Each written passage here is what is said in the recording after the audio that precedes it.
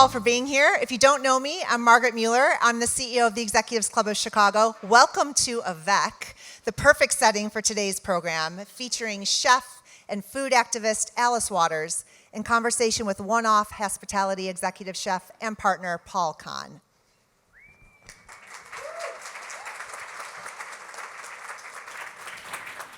In just a minute, Julie Smolyansky from Lifeway is going to introduce our speakers. But before that, I want to thank today's presenting sponsor, Lifeway Foods. Thank you for supporting this event. As well as all of our season sponsors for their support of our programming. And I also want to thank Chef Paul for his gracious hospitality as host. Probably the best meal you will ever get in an Executives Club event, so eat it up.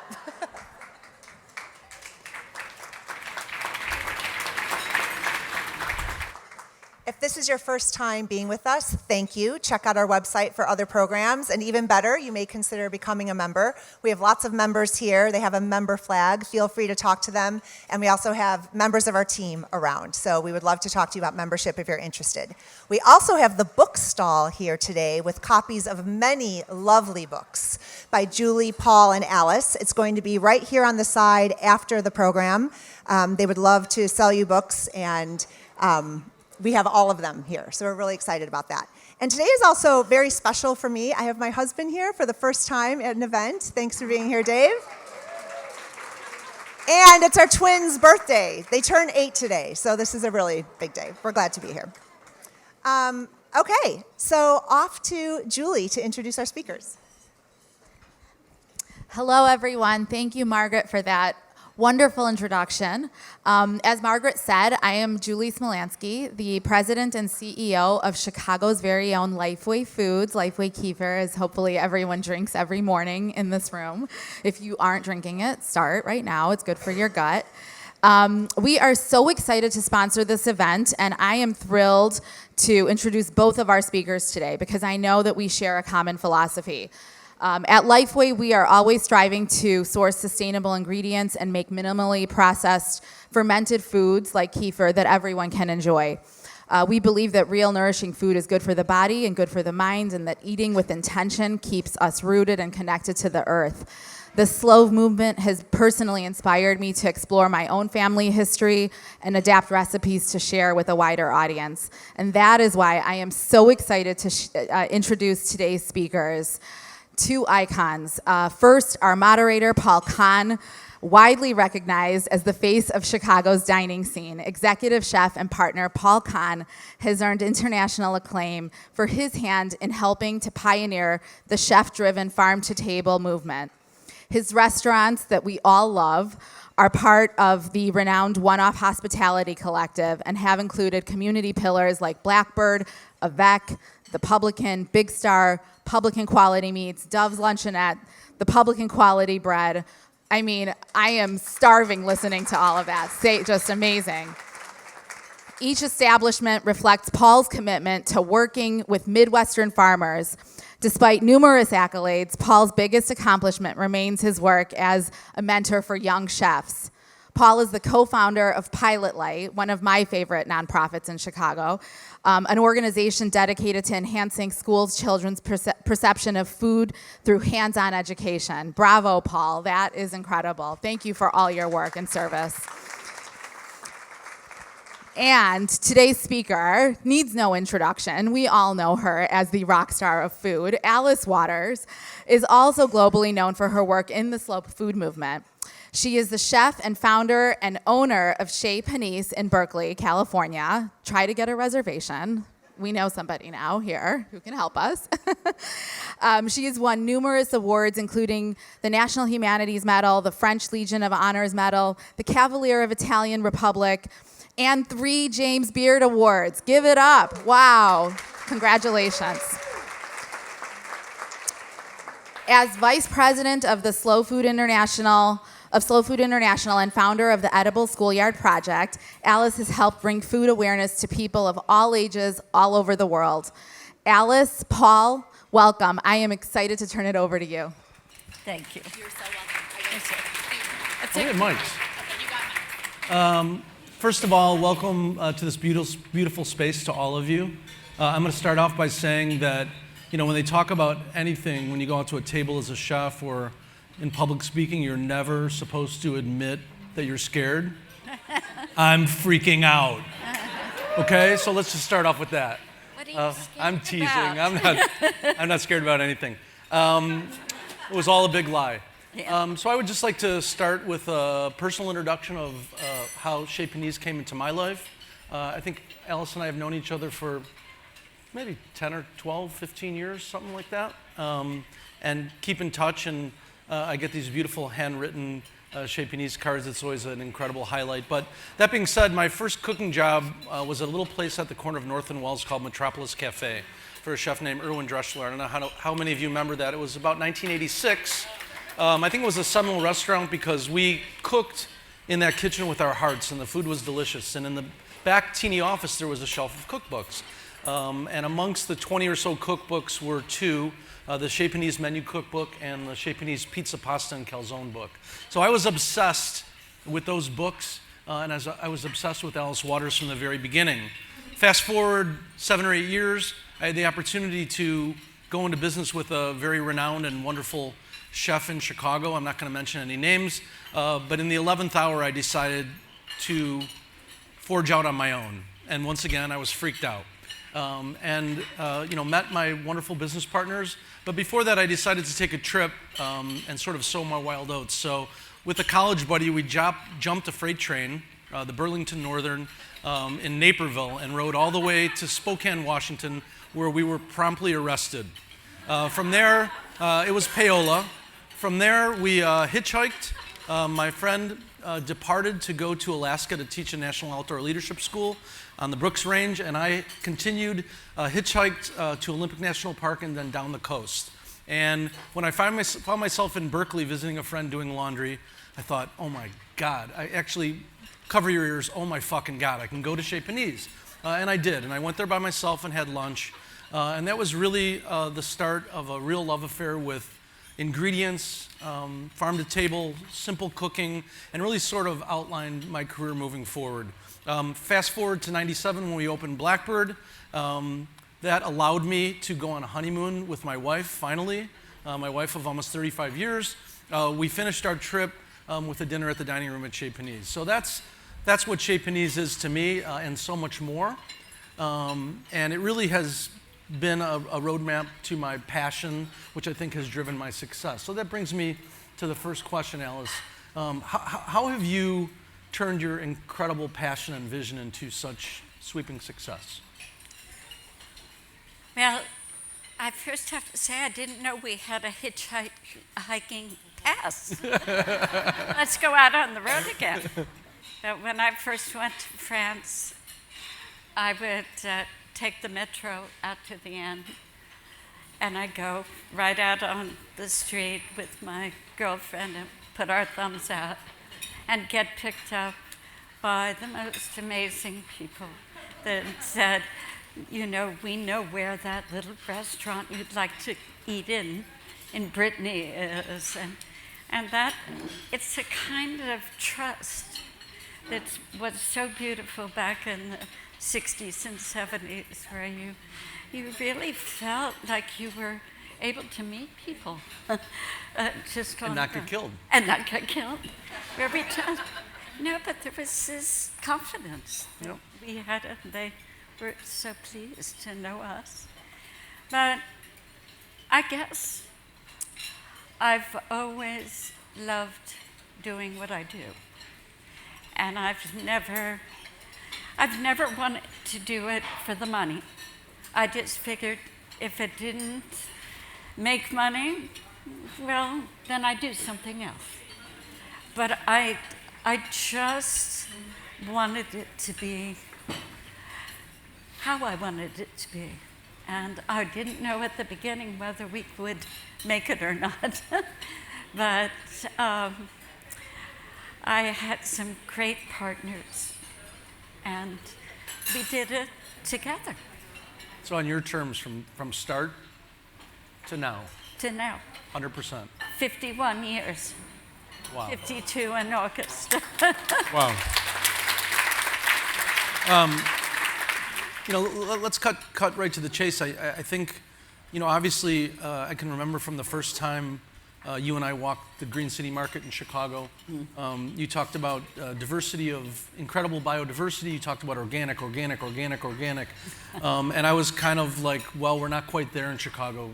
Berkeley's way ahead of us. We're making incredible strides, but I just go to Slow Food, your relationship with Slow Food, why it's so important, and how maybe Slow Food has taken us to the point where we're at now, you know, through the last couple of difficult years in the pandemic. I think it's been really important, but we'd love to hear your thoughts on that. Well, I think at the beginning, when I started the restaurant, I was looking for taste. I had eaten in France, and it was really, really important, that flavor. And ultimately, it took a couple years searching, but I ended up at the doorsteps of all the organic people in California. And that movement is over 50 years old. And we always had Patagonia and a whole group of people that were espousing the same values. But it just was connecting with these farmers that really made Chez Panisse what it is. And I knew that it was not just about health, it was about local ripeness of food. That's what it really was. And it was interesting because my father thought he had moved out to California. He was a business psychologist. And he thought, here I was trying to make this thing work. And he said, the problem is that you need a farm of your own. And he says, I'm going to spend the next 8 months traveling around with this list from UC Davis, meet these farmers and see who would like to have a direct relationship with Chez Panisse. Well, he came back and he had 3, but he said, only one is crazy enough to work with you. He went to Bob Kennard's farm and he couldn't find the vegetables. He said, where are they? Bob says, come on over here. And he pulled back the sort of high weeds and pulled up a carrot. And he said, my carrot is 10 times more nutritious than anybody else's. And I said, sure, Bob. And come to find out 25, 30 years later, it was because he was farming not just biodynamically, but regeneratively, which is this very important way of farming that people have been doing since the beginning of time, but we're just discovering it and using that term. But it means allowing the plant to have all the little bugs and all the things that are in the soil to help it be as nutritious as it can be. And so you're not plowing the land, you're allowing all of the weeds, the things. And I have to say, Bob totally educated us during this period of time. He would bring us nettles and say, use them. What? And we made this nettle pizza with garlic and olive oil. And it's like the biggest success in the restaurant. Everybody wants to eat a stinging nettle. But it was not just that. It was his understanding of the big picture of farming and how to address, that addresses climate and health. So we became committed, and once everybody else heard that we pay the top price for everything we bought, and we don't ask for a wholesale price, we come and pick it up or they bring it to us. All of a sudden, we had a network of about 75 people that wanted to sell to us directly.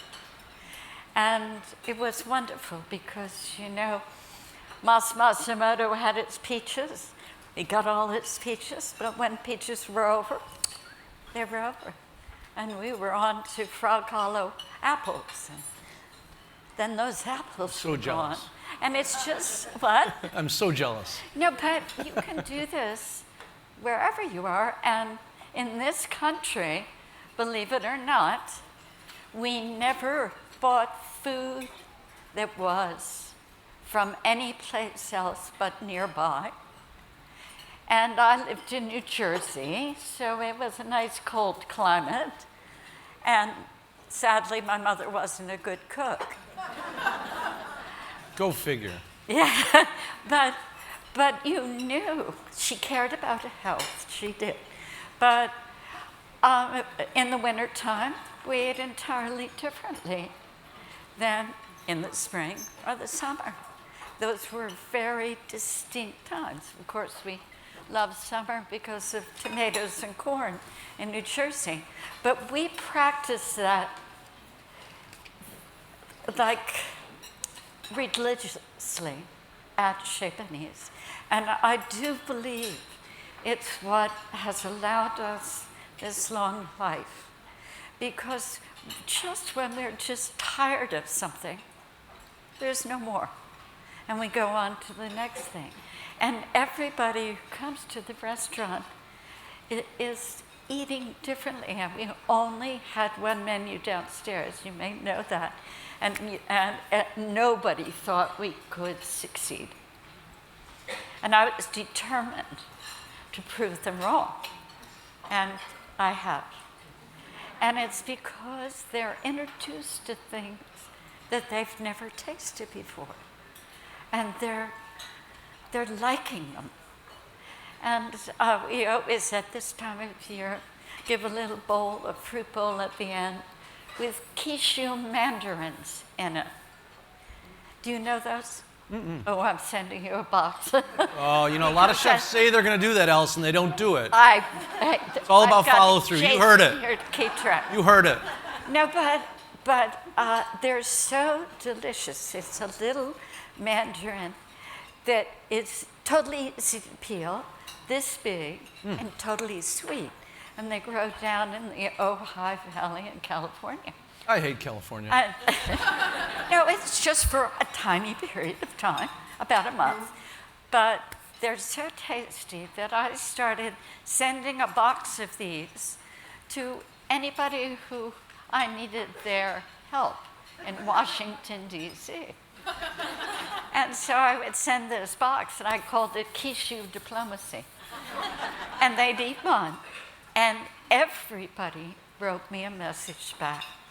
They were so wonderful. I won't forget you. Was it because the citrus was so good or because you're Alice Waters? No, it was because of the taste. And Justice Sotomayor just wrote me last week and said, "Where are the issues?" So this works. It's feeding people an idea. And that is what I've tried to do for all these years, is to really cook something and gather people like today to talk about it. Because it is a central experience, eating. And when I wrote this, well, I'm just going on. What's your second question? Oh, please, go on. You're making my job easy. You know, I was going to say what you're talking about now was another Alice Waters memory for me. My wife knew how passionate I was about Chez Panisse, and she wrote to NPR to get a copy of an interview that you did, and the family was all sitting around at Christmas cooking, you know, fooling around doing what they do, and she put the cassette, that's how long ago it was, she put the cassette on, and I was like, oh my God, this interview with Alice Waters, it's playing at Christmas time. And it was part of her Christmas present to me, but what you were talking about has stuck with me for all these years, and I I speak of it often, and it's about the importance of food. It's the person sitting across the table from you. It's about the communication. It's about that love. And so often with food in our restaurant community, that gets overlooked. It's about, forgive me, but it's about the tweezers, and it's about the finesse, and it's about the ego. And for us, hopefully everyone in our company, it's about the love, and it's about the person sitting across from you, and it's about the flavor. And so it's another lesson that I've learned from you. But,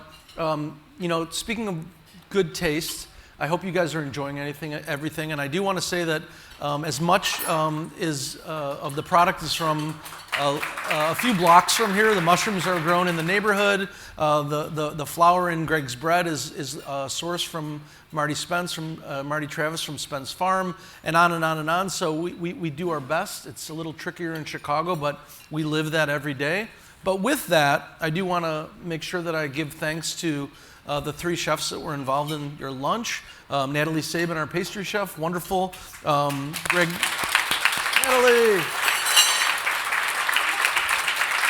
Wade, our awesome baker. I think is he here or is he back at the bakery? He snuck out, yep. He's back at the bakery. He's doing something with bread. And then Dylan Patel, who's the chef for all the events. So, love you guys. Wonderful job. I hope everyone's enjoying your lunch so far. The best lunch at an event like this that you will ever have. Thanks, you guys. That all being said, I'd like to go to the converse of what you were talking about earlier and touch on big ag and industrial farming and the impact, how that may relate to these business owners that are in the room. Just some of your thoughts. I mean, and most of it is counterintuitive, intuitive. You know what I mean. It just makes sense from what you've talked about so far. But specifically, I'd like to hear from you, why industrial farming is such a danger to us moving forward. Well, I didn't stump you, did I?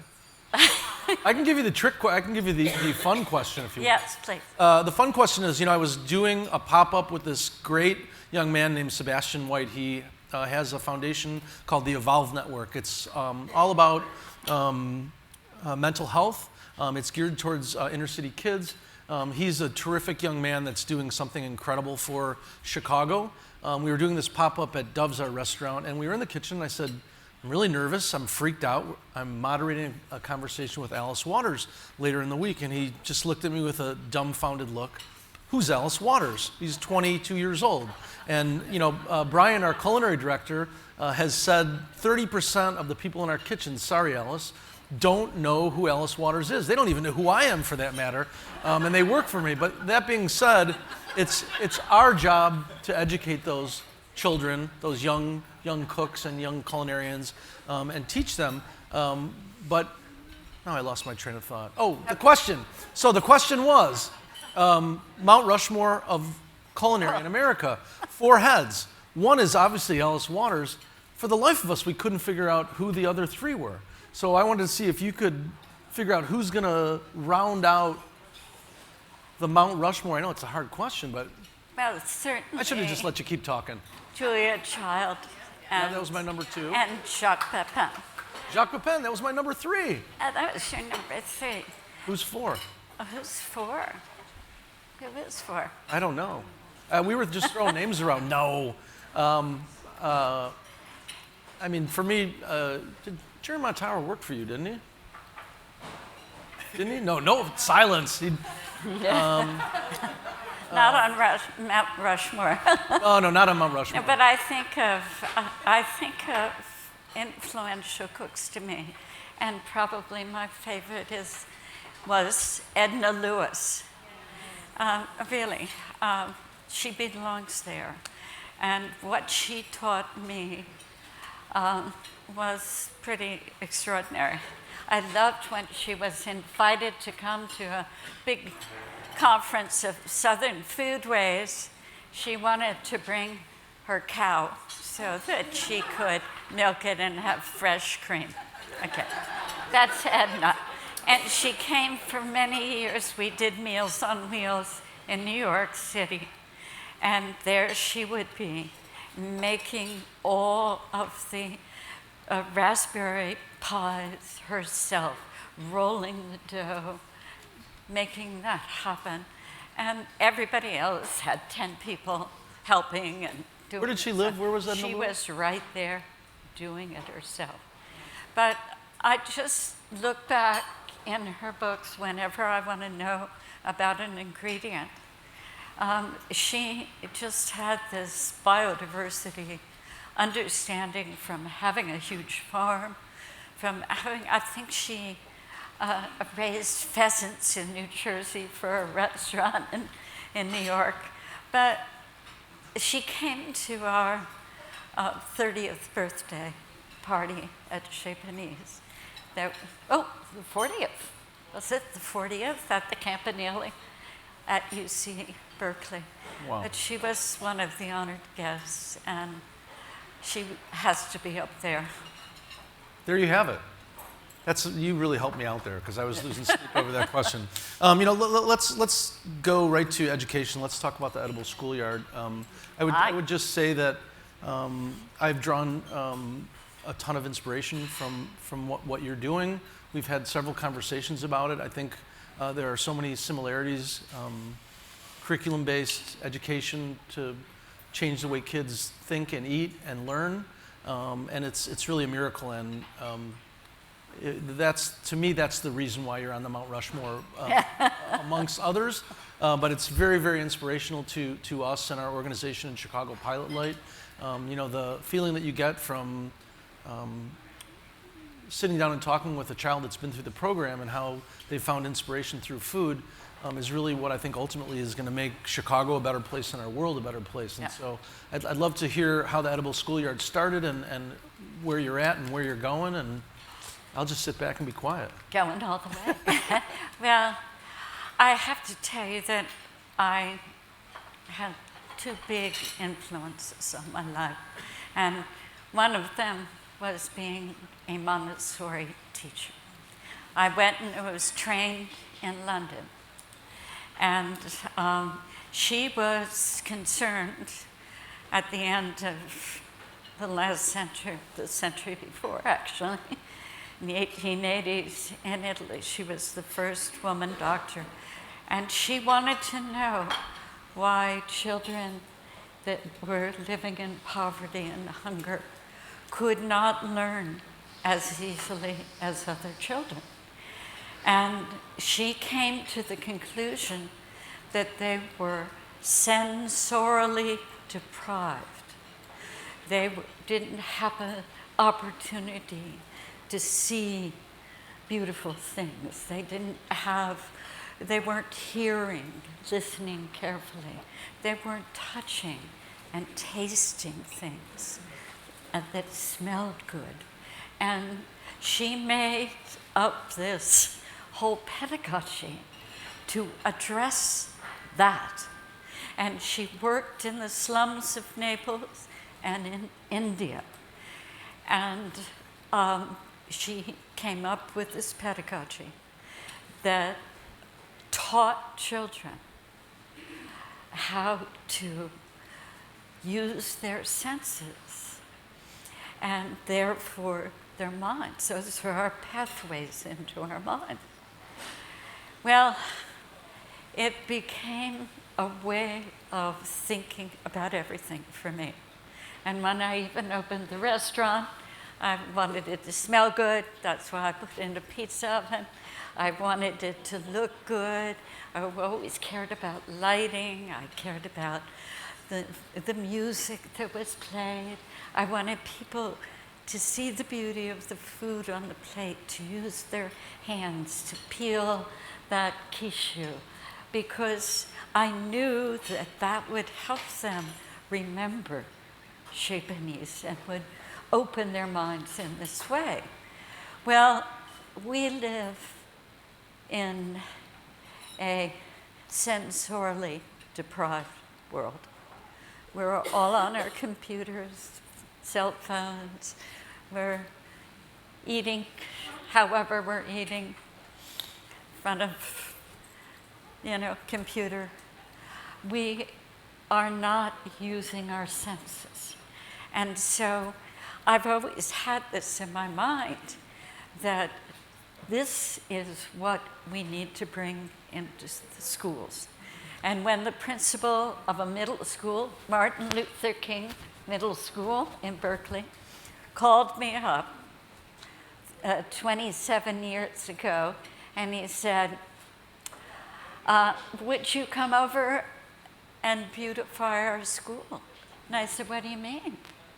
And he said, well, it looks kind of, I heard you on a radio interview and you were saying, what happened to the public schools? Why do they have chain link fences around them? What's going on? And so would you come over? Well, I went over. And this was Neil Smith, the principal. And we started walking around a school that was built in 1917 on 20 acres of land for 500 students. Okay? And then in that period of time, most of the land was taken over by the city. It has 1,000 students, 6th, 7th, and 8th graders. And I said, Neil, I have the vision. And he said, what? And I said, well, we'll make a kitchen and garden classroom, not to teach gardening or cooking per se, but to teach all the academic subjects. And I see a big garden out there on this vacant lot that was all full of garbage. I see the garden out there. And then I want you to dig up all of the flat top out there. And I can see a new cafeteria that could be built where all the students sit down and eat together. Real food, organic food. And he said, beautiful idea, Alice, I'll give you a call. But he did. And he said, we're ready. And I said, Neil, it's all or nothing. All the way or nothing. And he said, it's all the way. But just be quiet about the free organic school lunch right now, because it's going to frighten people. So I said, okay, I'll not talk about that, but I have to bring in teachers that are really passionate about food and gardening, because they need to be teaching these classes, and they are not certified, to the curriculum teachers. But they will teach to the curriculum. And he said, whatever you want to do. So we did that, and I have to say, and I have a map. Love this map. This map is what happened. People came and learned about it. We had a proof of concept. It is turn around the other side first. 6,200 schools around the world. And I have not visited all 6,200, but I have been to the 6 schools that we wanted to know whether it had proof of concept in terms of climate, in terms of ages, and in terms of cultures. So we started one in LA, big city, with Suzanne Goen, the restaurateur. And then we did one in New Orleans. And then we did one in North Carolina at a kind of Montessori museum that serves food in one of the classes. And we did one in Brooklyn, and we did one in way upstate New York, where it was really cold. Well, I'd just like to say that all of those places have really flourished in all different ways. And they always inspire when I go and visit. the kids made up a song in New Orleans that they sing on the way out to the garden. And the first thing they wanted to do was not to build the garden. They wanted to have a project in the neighborhood that connected all of those people around the school with what they were going to do. So they did a picking up garbage project, cleaned up the whole neighborhood, and invited them to come to the school. So it's about building community without any question. But I can say definitively, if kids grow it and cook it, they all eat it. I always say 6 weeks to kale. But it's absolutely the truth. If they only grow it or they only cook it, 95% eat it. And so this means that all of these ideas about offering choice is not what is meaningful. It is the connection with the food, the people at the table, because there are 3 tables in the Edible Schoolyard kitchen that have about 12 people, students at each table. And they all have the same recipe. And maybe it's cooking food from the Middle East. They're learning a geography class. And they're making hummus and pita bread and greens. But each table, they have the same recipe. But it tastes different at each table.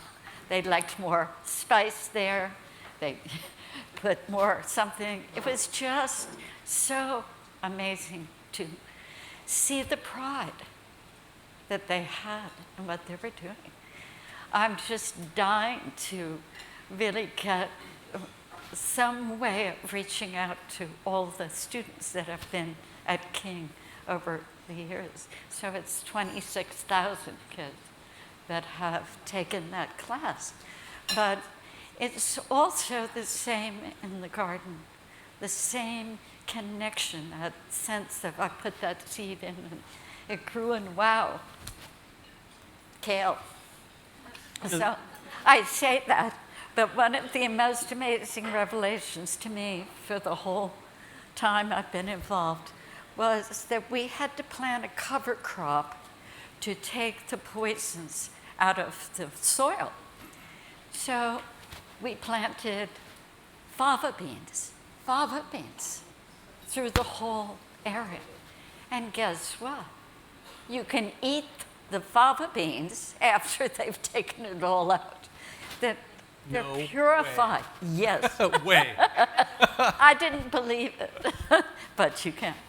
You know, the thing that's so rewarding is not only do kids, learn about food and, what you're talking about allows them to learn, but it makes them see what people in other cultures and other communities do. It makes them more accepting. Exactly. It's incredible, and we've seen it with Pilot Light so many times, these heartwarming stories of children that just sitting down and talking and learning about food and tasting, they understand why someone in another culture doesn't eat certain things, and they accept it. But they're curious about it. Yeah. I mean, when you roll your own sushi, you say, this is what they do in Japan? They do it like that? But you become very interested in that place. How do you eat with chopsticks? You know, it builds that into their big picture of edible education. It's a way, I mean, this is what we all have in common. So we're teaching the values of humanity. And that's why we have 6,200 schools on that network, is because these are common values. And I just can't help but think that my parents had a victory garden during World War II. How many families had victory gardens in this room? I'm just curious. Nobody? Parents? Anybody else? Just one? Several. There's more. But my parents had that garden, and they were given a pamphlet by the government to tell them how to farm, what to farm in that cold climate of New Jersey. And when I went back to read some of those pamphlets from Washington, D.C., because we're working on a program there, 26 different varieties of strawberries. Who knew? Our biodiversity has completely shrunk. But the taste of those strawberries, those Mara de Bois strawberries, is just, is in my mind. And that's the beauty of it. I want to hear a little bit about the future and the institute that you heard about. I have a plan. But first, a question. You were talking about sensory. I remember, my wife and I on our honeymoon, we closed the dining room at Chez Panisse, we were the last ones there. Did they burn herbs every night at the end of the night, or did they cook something that's really stunk and they had to clean it out? I think so. All right, just checking. No, but it's, I wrote a children's book called Fanny at Chez Panisse, and people ask me a lot about it. Doesn't it bring a lot of smoke in the restaurant if you're burning rosemary and walking around to perfume? To make it feel like the south of France. And actually, it can make it a little smoky. I thought maybe they were trying to rid it of the ghost of Jeremiah Tower. Anywho, tell us about the Institute. You showed me. Yes, well, I decided actually, this was right before the pandemic, that the way that we can make big change in public schools is to come in through the cafeteria door. Because school lunch is the place where all kids eat or should for free. And it could be an amazing place to teach.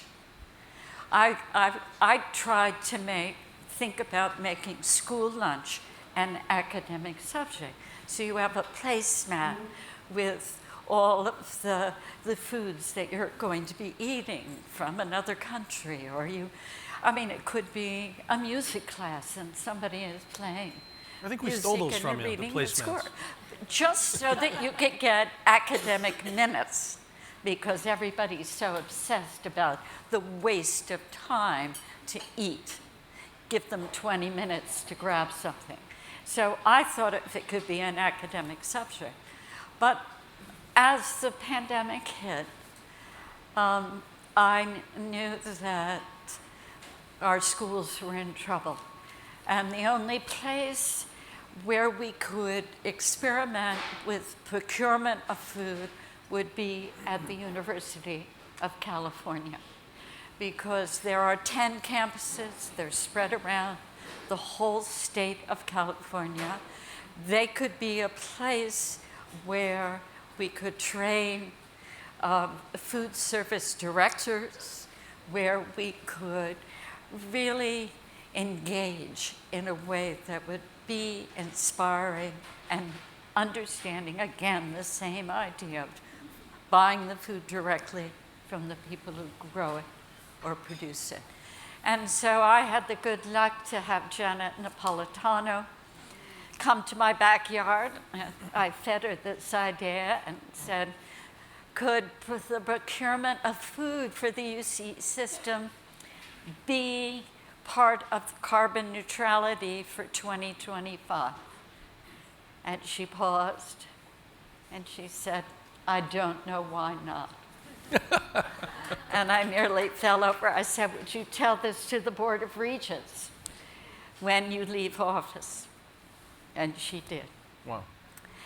And that began the relationship between sort of the Edible Schoolyard Project and the University of California and their procurement people. And we decided, kind of at the same time, the University of California at Davis asked me if I wanted to build an institute for regenerative agriculture and edible education. Okay. And I said yes. Woo! So it began in that way.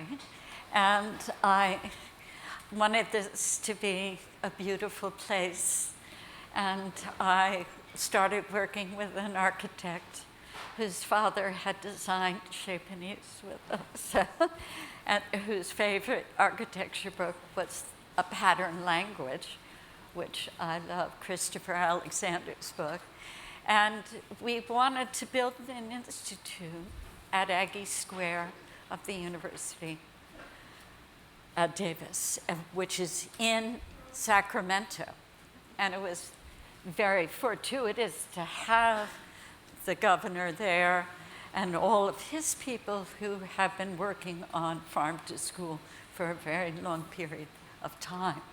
And the missing piece is how do you cook affordable food and how do you support the farmers? I call it school-supported agriculture because it's like community-supported agriculture because we want to take care of the farmer and learn from the farmer, buy all of the food that he or she is growing. And so that is what we did at Chez Panisse, and it's what we wanted to experiment with at King. We built the cafeteria to feed all the kids sitting down, and then the superintendent of schools took it and decided to make all of the food for the whole district, 17 schools, right there on the King campus. So it's very difficult to work on this in the public schools, K through 12. I know about things that people have been doing all around the country. It's very hard. And that's why I wanted the brilliance of the University of California to shout this out across the country and around the world. They've done it before. I was there at the free speech movement. I think they got to get in touch with the University of Chicago. I don't know. But it's, hey, I'll come. But I'm very interested in making a model. I have only done 2 models in my life. One was at one school in Berkeley, and the other was one restaurant in Berkeley. Oops, I just started a little place that's part of the University of California in LA at the Hammer Museum. And I did that not because I wanted another restaurant at all, but I wanted a place to feed the people at UCLA this idea. And fortunately, my good friend David Tanis, who you may know from the New York Times, he said, I'll do it. And he's done it. And it's a year old right now. But we wanted to buy all the food, again, regeneratively and locally, and show that we could make a statement about that and really talk the idea to the powers that be. Hey, Els, so inspirational, so incredible. Thank you. I wanted to, there's, I call them O's. There's a lot of O's in the room right now. COOs, CEOs, OO, whatever. A lot of giants of industry, if you will, leaders of industry. I mean, what you've talked about is so inspirational to me. How would you put that in terms of people running big companies? How can it be? How can the approach be framed to make a difference in our world at this point? One thing I'm talking about a lot is, and I actually was asked this question at an international meeting of folks at, what is that big corporation with the highest building in San Francisco? Oh, Salesforce. Salesforce.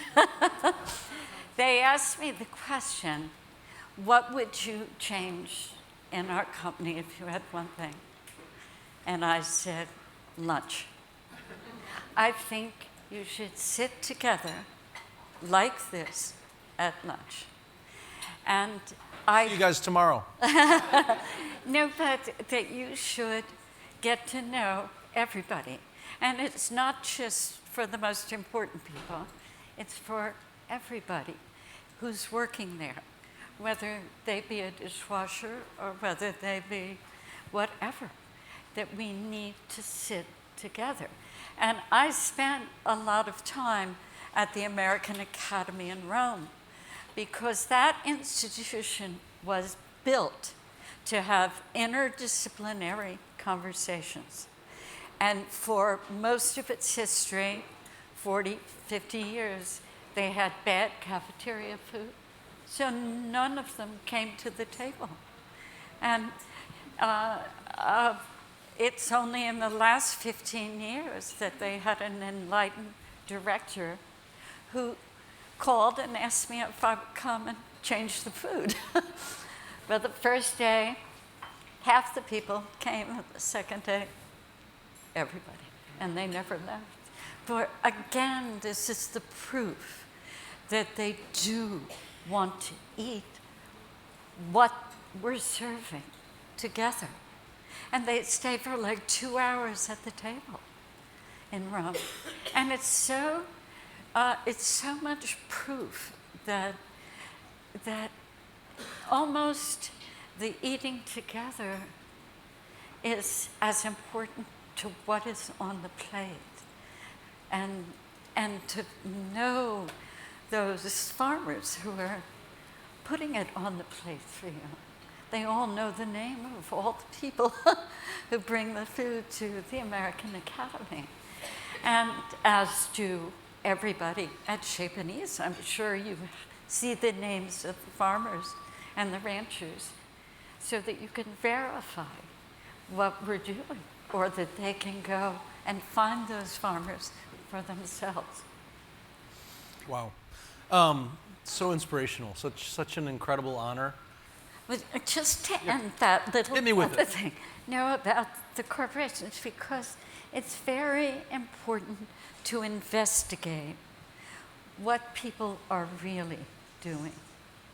Because people say that they are, and I found out that they are not.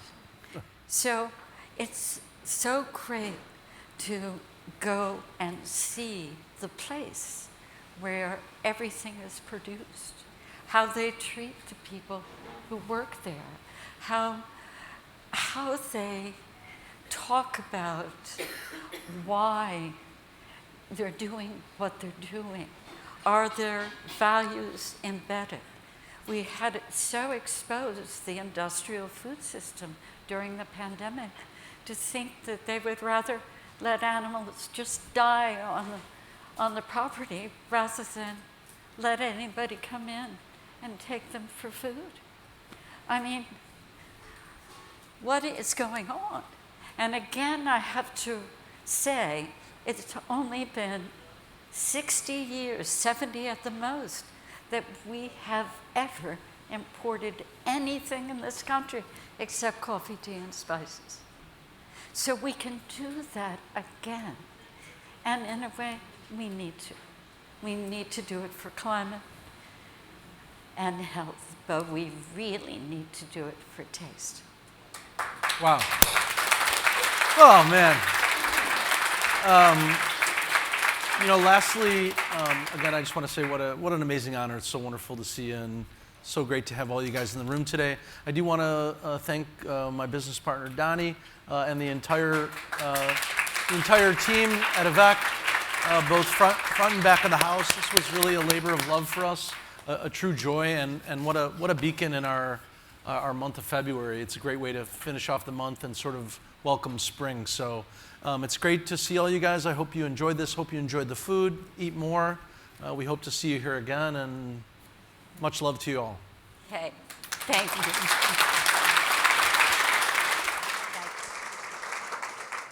Thank you both. Thank you, Alice, for coming here to Chicago and being with us today. You reminded me So the Executives Club is really the only place in the country which is this community where all are welcome. It is not just the O's, we are here for everyone. And we have a ton of people here in the room who are at all phases of their career.